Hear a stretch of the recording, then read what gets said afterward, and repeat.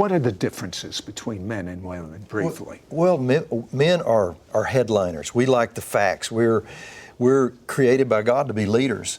And so we just want to blow through life. But then women are more detailers. Women get into the details of life. They think more out of both sides of the brain, whereas men are more think out of the one side, which is a logical side.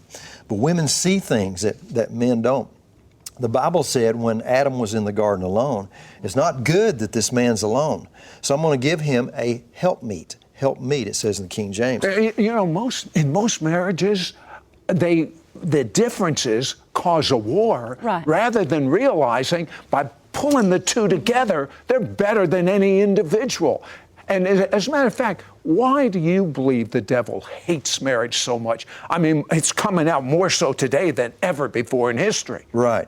It's because the marriage is designed to be the foundation of everything in life.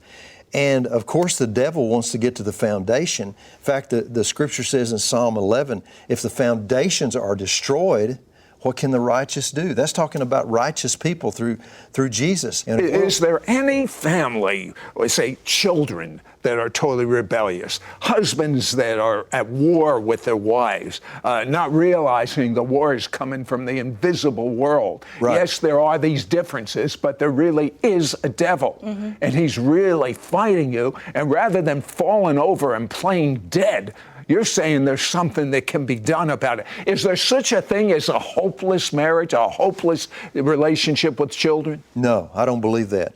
I believe if you will apply the principles of God, know what the Word says, and then grit your teeth sometimes to apply those principles and understand that a husband's greatest gift to his wife is to love and care for her. What does it mean to you, Trudy, when your husband loves you unconditionally? It brings security. It brings hope, stability. And you know, when your husband is loving you, it's easy to submit to that because there's no fear there. You're not afraid you're going to get hurt or trampled on or mistreated, because that's not the behavior that Jesus would treat the church like. So when you see how he treats the church and that he sacrificed and loved it and gave his life for it, when a husband has that attitude about his wife and she knows that, she will jump off a cliff with him, because she knows then that the two of them together are going to create something that's very strong and loving, and it produces that strong foundation for the family. In fact, the word love is not just a romantic thing, all of that's part of it. But the word love in the Hebrew language actually means I will give. Now, you tell me, Ken, about the spiritual security system. What is that? Well, it's like, I'll liken it this way. Our house has a security system that we arm. And when we arm it, it protects the perimeters.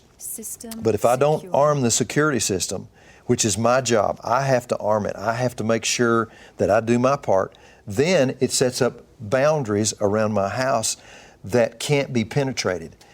Well, God's designed His Word to be like that. When we learn how to act on His Word in our family, when we learn how to, in our marriage, give and take, when we learn the importance of protecting our kids and watching over them and setting perimeters in their life, we are setting up a security system around our family that the enemy will try to penetrate. And it's an ongoing daily thing that we must do and be proactive with. Right.